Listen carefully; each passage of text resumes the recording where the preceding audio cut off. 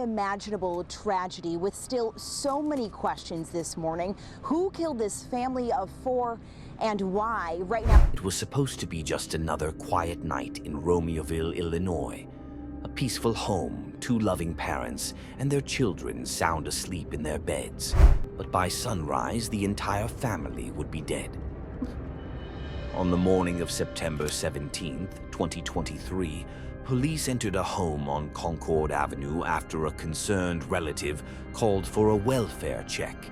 What they found inside would send shockwaves through the community. There's a window, right? Yeah, two windows. Yeah,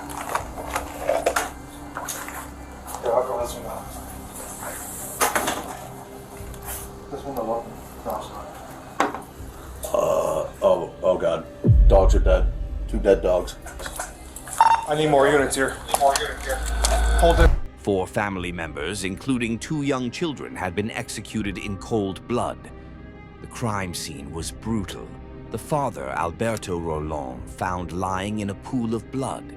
The mother, Zoraida Bartolome, gunned down in her bedroom. Their sons, Adriel and Diego, only 9 and 7 years old, murdered just feet away from their mother. Even the family's 2 dogs had been shot. No one had been spared. At first, investigators thought this was a home invasion gone wrong. But the truth, the killer wasn't a stranger, and the mastermind, even more unexpected. This is the horrifying story of how a jealous fiancé, a manipulated gunman, and a web of lies led to one of the most shocking family massacres in recent history. The morning of September 17th, 2023, started like any other. But for one mother, something felt wrong. Zoraida Bartolome's mother had been trying to reach her daughter all night. The calls went straight to voicemail. The messages remained unread. It wasn't like Zoraida to ignore her family. Worried, she called a relative in Romeoville, asking them to check on the family. At 8:43 a.m., Romeoville police received a 911 call requesting a welfare check at a home on Concord Avenue. Can I help you? Yes, please. I'm calling for my daughter, Zoraida Bartolome. She lives at 512 Concord Avenue, Romeoville, Illinois, and we haven't heard from her or her husband or her children during the whole day. No answering the phone. If somebody can go by the house and check them, because the husband, they called from his work that he didn't show up to work. And he never, he's always at work.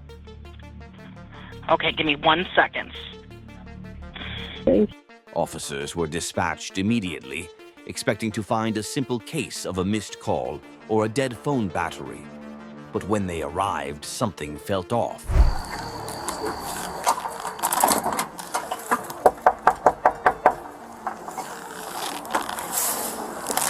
Coming. Oh, yeah.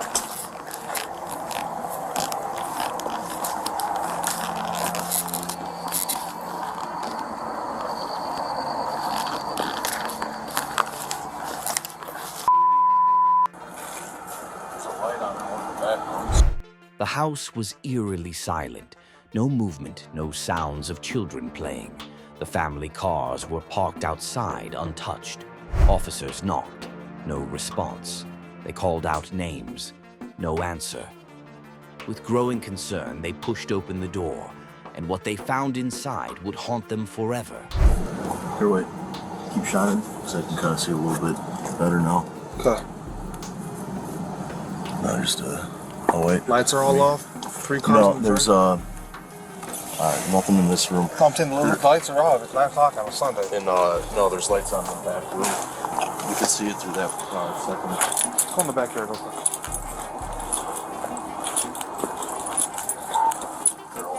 They're all myself and 67 are going towards the backyard. Just a heads up. 10-4.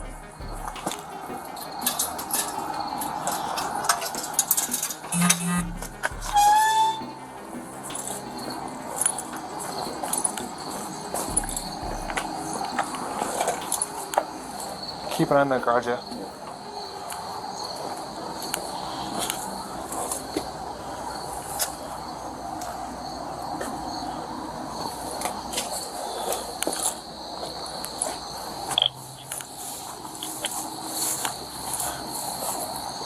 I'm fine. Captain.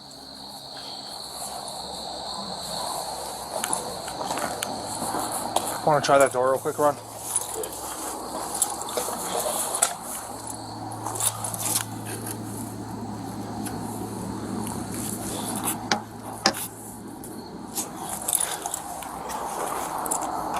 Let's go. See if we can peek in the back. There's a window, right? Yeah, 2 windows. Yeah. Yeah, I'll go this one now. This window open. Oh God. Dogs are dead. 2 dead dogs. I need more units here. Hold this. Just steps into the home, the first grim discovery. Alberto Roland, 32, lay in the living room, shot multiple times. His body was limp, blood pooling beneath him, the violence of the crime frozen in time. It was clear this was no accident. Further inside, the nightmare continued. The master bedroom door had been kicked in with force, the shattered frame splintered against the floor. Inside, Zoraida Bartolome, 38, was found sprawled on the bed, lifeless. Nearby, her 2 sons, Adriel and Diego, only 9 and 7 years old, were also found murdered, their small bodies riddled with gunshot wounds. They had died just feet from their mother. The final desperate moments of their lives left unanswered. Even the family's 2 dogs had been shot and killed. Whoever had done this had made sure no one would walk out alive. As officers secured the scene, one thing became painfully clear. This was not a random act of violence. There were no signs of forced entry. The doors were locked, the windows intact. Whoever did this had been inside before. At first, investigators wondered, was this a targeted killing, a contract hit, or was it something even more personal?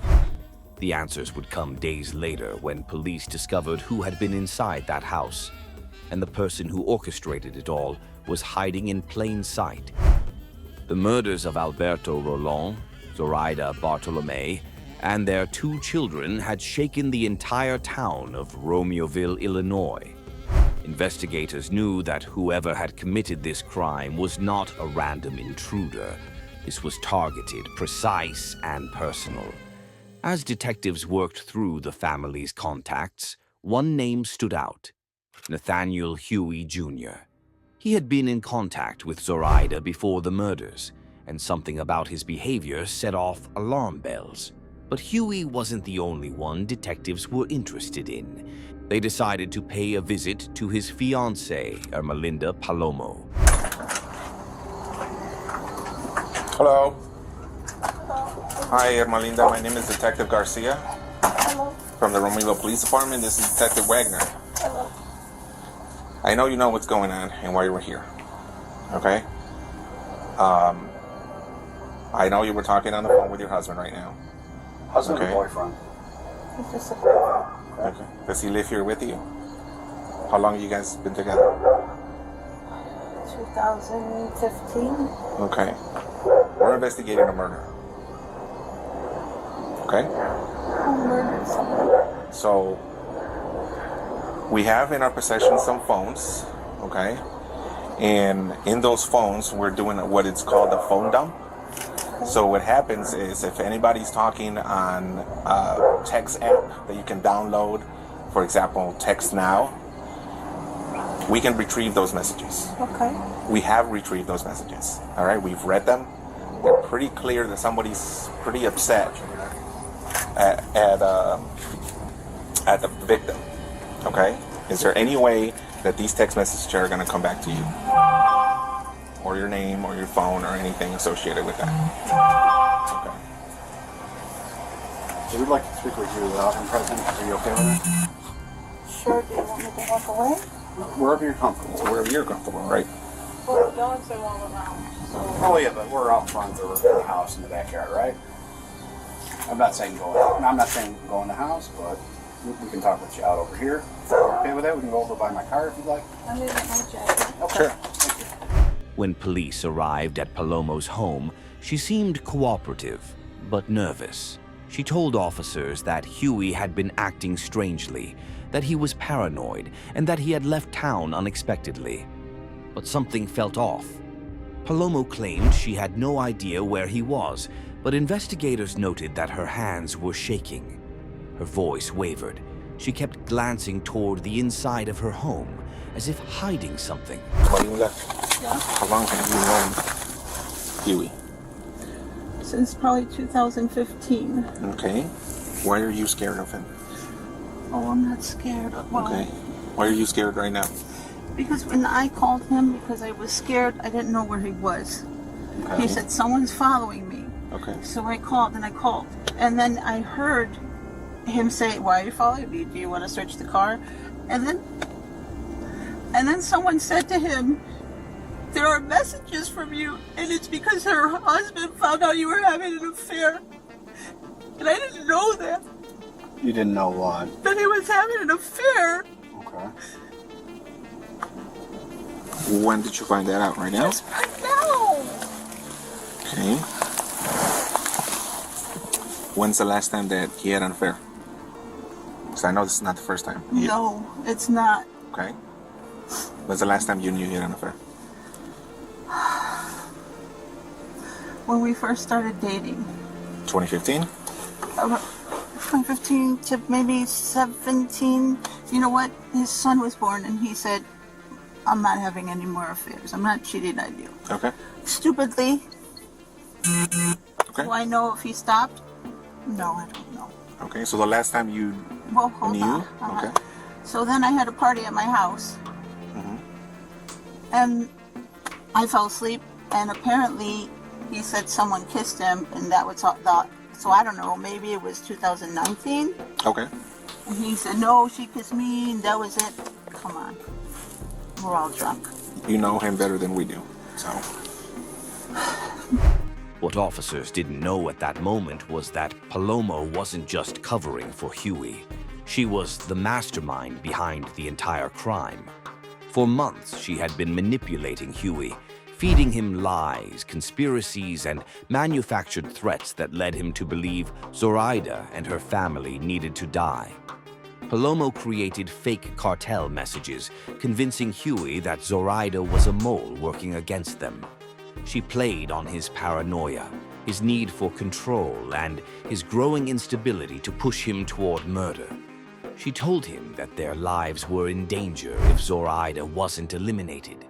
She fabricated threats, saying that they would be killed next if they didn't act first. And Huey, blinded by his obsession with her, believed every word. She didn't pull the trigger, but she loaded the gun.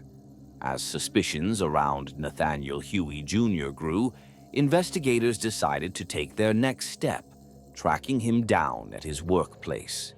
Huey was a former security guard and business owner working in private security services. Those who knew him described him as controlling, aggressive, and obsessed with firearms. He wasn't just someone who owned guns. He was someone who lived for them. He prided himself on his tactical skills, often boasting about his ability to neutralize threats. Detectives arrived at his last known place of work, hoping to question him. But from the moment they stepped inside, they could tell something was wrong.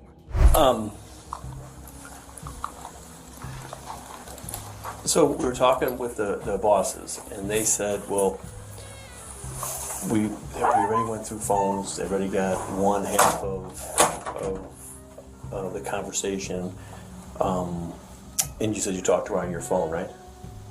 Okay. So what we'd like, or what we're asking for, is consent to get the text messages off your phone between you and her, or Snapchat, or whatever it is between you, so we have both sides of it. We're trying to eliminate you as a suspect, but... It's on the computer, right? You can get it on the computer. No, we have to take the phone, we plug it in, we take it out, and then we give your phone back. Oh, I don't have anything in there. Well, that's even better. I'll tell you. No, I believe you, but... Well, yeah, I mean, just let me see it. But I mean, I believe you, it's just the problem is that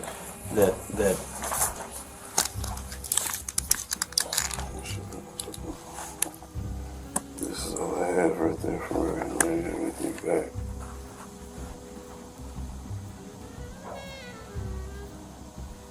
Oh, this from this morning?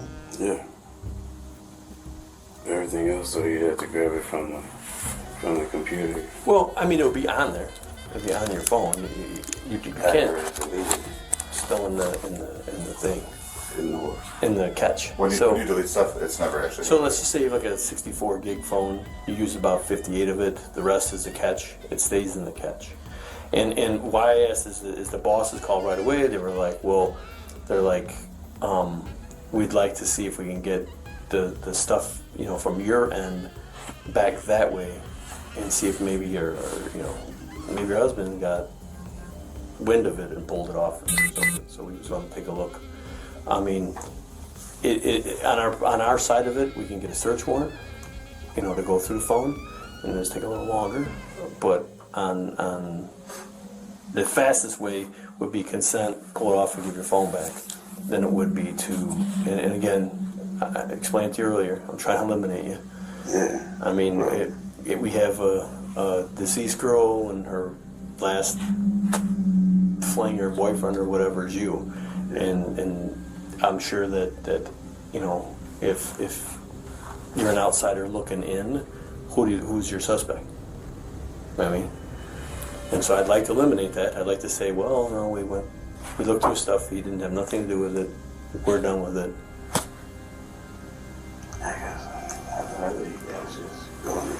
I agree with you, but again, there's it would take us, you know, a couple hours to pull information off the phone that could eliminate you as a suspect, like right from the start. It's up to you. It feels like you're pretty suspect enough, man. Well, I mean, I'm not joking with you. We anytime somebody dies, you look at the husband, the boyfriend. If it's a girl, if it's a guy, you look at his wife and any kind of lovers he had, and we look. That's what we look at. We start there, and then this person was at work. So we eliminate that. This person was, you know, we went through the phone. There's nothing between those two. No threats. No. I mean, you're telling us there's no threats, but I can't go to, you know, to our bosses. I can't go to a state attorney and say, no, I verified it. There's no threats. I have to. If I can verify and say, no, I went through his phone. There's no threats. They seemed to be good together. There was no threats. There was no animosity between the two of them. There was no fighting. There was none of that stuff. Eliminate it.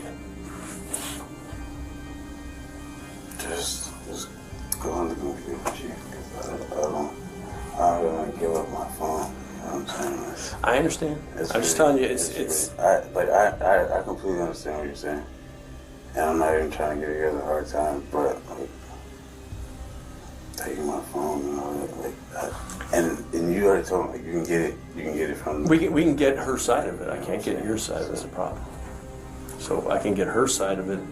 If you know where she's got her phone, I can get that side of it. How about this? How about I come see you guys later today after work or something like that? Because I got in there that I don't necessarily want you to be like looking at. You know what I'm saying? I understand. But again, I promise you, I don't care what you look at. No, it's not like freak like that or anything like that. Well, I'm saying even if we, yeah. I mean, if you. Again, I'm asking for consent. The consent means that we plug it right in, we dump it because you've told us it's okay. Without that, then we have to get a search warrant. If we get a search warrant, then we have to type that up, and it's going to take longer. I can bring it down to you guys, and you can dump it all you want to. We'll be there. The address is on the card. Well, let me step out. There right after work.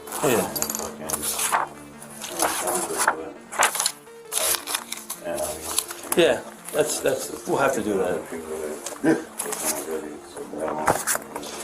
Yeah, but I mean, you do understand how that kind of defeats the purpose, though. Like we're looking for you know, like Snapchat stuff, and then you delete Snapchat stuff. It's going to kind of look like you're guilty. You know what I'm saying? I haven't opened my Snapchat in so long, so you're welcome to look into it. You know what I'm saying? Well, the computer will show. Yeah. And I'm not like not trying to BS you. It will show what was deleted. So the computer shows everything. Like just now, when you open up the phone to show me that text message, when I plug in the computer, it's going to say at this date, at this time, somebody opened up a text message, and a text message read blah blah blah. So if you just delete some photographs that you don't like, then you're right, that'll show in there, and we don't really care about that. But if it shows you deleted a shitload of text messages and this, it's going to show you did that, and it's going to make you look guilty again. And again, I'm not threatening you. I'm not babying you. I'm trying to be like man to man, honest with you. I'm trying to eliminate you as a suspect, and doing suspicious things between here and there could hurt you. No, yeah, I get what you're saying completely. Okay. Yeah, like I said, I'll come down there later today. We'll dump it and hand it back. Okay. All right, you got my card with the address on it. Yeah. No. Okay. It's just like, yeah. All right. Thanks, sir. No, you're good.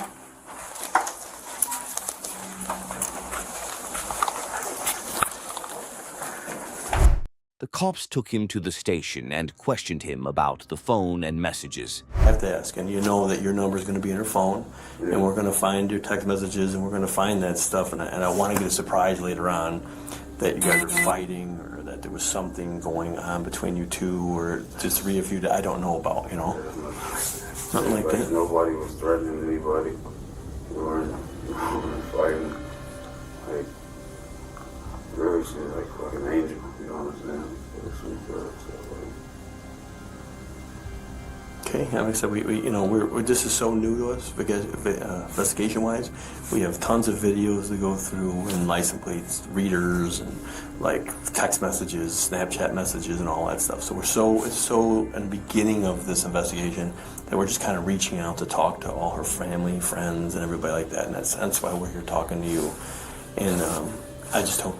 I mean, in your head, if you could think of something like, oh, you guys should know about this, it's the time to tell us now before we find it later on, you know, in the computer, or we find it in a phone message or something, those guys. Yeah, I mean, obviously we're going to stay in touch with you. I'd ask, a couple more questions, might be a little hard for you, but are you willing to take a polygraph test if ever needed? I guess. And then DNA, swab in your mouth if needed. I'm asking this stuff now. I mean, we again, these are one of those things where if in the future we needed it, I could go to a judge and say, this is why I believe I need it, and get a warrant for it. But I always ask people. I ask people straight up, right? Because, most people in kind of are like, yeah. No, yeah, I mean, I never, this is just some shit that I never thought of. I doubt you'd be in the middle of that, exactly. But you can see how, like, you're not the only person we're going to talk to, and we're talking to lots of people, and we're going to talk to lots of family members, and we're going to talk to neighbors, we're going to talk to a ton of people. But we're starting off with the people closest to her, and we're here. That's why we're here talking to you, her family and you. And so I ask these questions because, later on, if we are able to come up with like a DNA sample of something, I am going to ask everybody who she knows if they were willing to give up a DNA swab so that I can eliminate them right away. If I eliminate you right away, we don't have to keep coming down here bothering you. I don't have to bother you at home. We're done with you. We don't have to call you anymore. Stuff like that. Yeah, and I don't even think her family knew anything about us. Well, I can tell you right now, we're sitting here in this office talking to you. Somebody knew. Oh, okay. We wouldn't be here talking to you. That's a good point. But I didn't think that she was talking to any family like that. Well, I think they're done. I'll give you my card. Give you my card. If you think of something, give me a call. If like when you're back at work, back there you're working, another employee comes up to you and goes, "Hey man, I heard this or I heard that." Just give me a call and let me know what you heard, because we're asking for your help. I'm sure you would like to see this get solved just like us. You know what I mean? Yeah, because I'm pretty angry. Yeah. I would like I said, nothing against my wife, man, but like just a different connection with someone. Yeah. You know, and I just felt like really strong. You know what I'm saying? Yeah, and you're right. You're better off here at work, working and keeping your mind off it than sitting at home and dealing with, just sitting there alone or with her, thinking about this. So yeah. All right. Well, thank you. Nathaniel Huey Jr. had walked out of his workplace that day knowing one thing: time was running out. The police were closing in, and no matter how calm he tried to appear, he knew he couldn't keep up the act for long. Behind the scenes, investigators were working rapidly to piece everything together. Surveillance footage, phone records, and digital messages all pointed to Huey and his fiancée, Ermalinda Palomo, as the masterminds behind the Romeoville Massacre. Detectives uncovered a twisted web of manipulation, showing how Palomo had spent months brainwashing Huey, convincing him that the Bartolome family was a threat that needed to be eliminated. She had faked messages, fabricated cartel threats, and turned Huey into a weapon. And now, the two of them had vanished.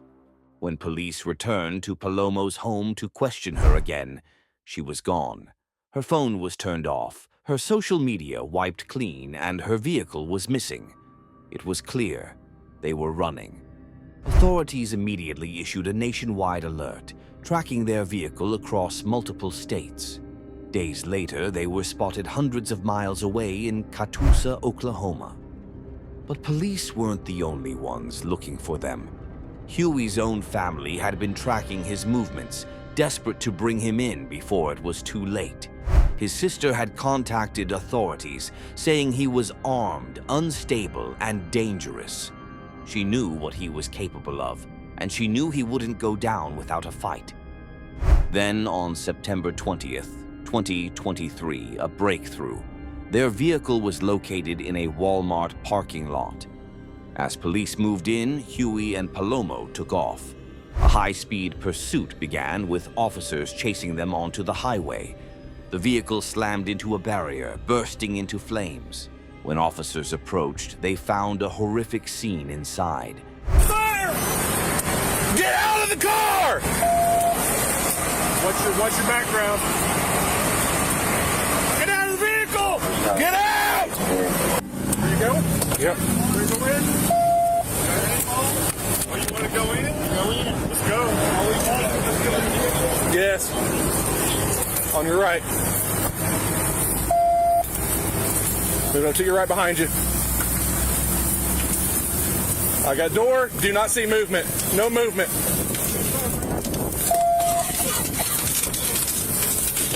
Get out! Get out! Get out! Get out! Get out now! Come out now! They're making eye contact. I don't see anything. Got your cover. Cover. Got it.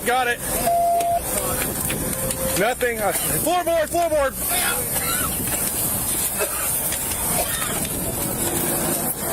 Get her. Got cover. Grab her belt.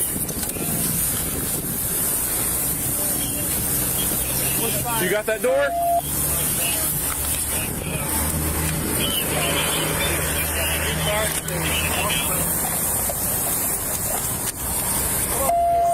Can't see. Where's fire? Get fire extinguisher at least.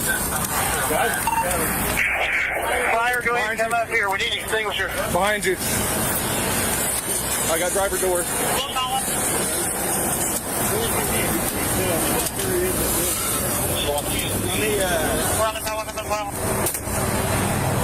Get a baton!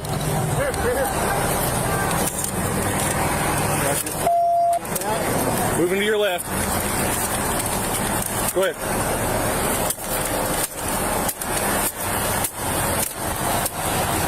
Palomo had been shot.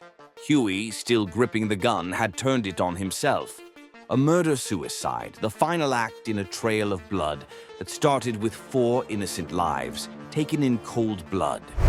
With Huey and Palomo dead, authorities had their answers. But no one would ever truly understand the depths of Palomo's manipulation and Huey's descent into violence. Had the police connected the dots sooner, could the Romeoville family have been saved? Could Huey have been stopped before Palomo's deadly influence consumed him? The case remains a terrifying example of how obsession, deception, and blind loyalty can spiral into tragedy. 4 innocent lives were taken. 2 more ended in flames, and all of it started with a lie. This wasn't just a murder. It was a story of manipulation, deception, and a killer who believed he was carrying out a mission. Nathaniel Huey Jr. may have pulled the trigger, but it was Ermalinda Palomo who set the entire crime in motion. And in the end, the 2 people responsible for this horrifying massacre died together, leaving behind only devastation. 4 innocent lives taken in cold blood, a killer manipulated into believing a lie, and a deadly game that ended in a fiery crash. The Romeoville murders were not just a tragedy, they were a reminder that sometimes the most dangerous people are the ones closest to us.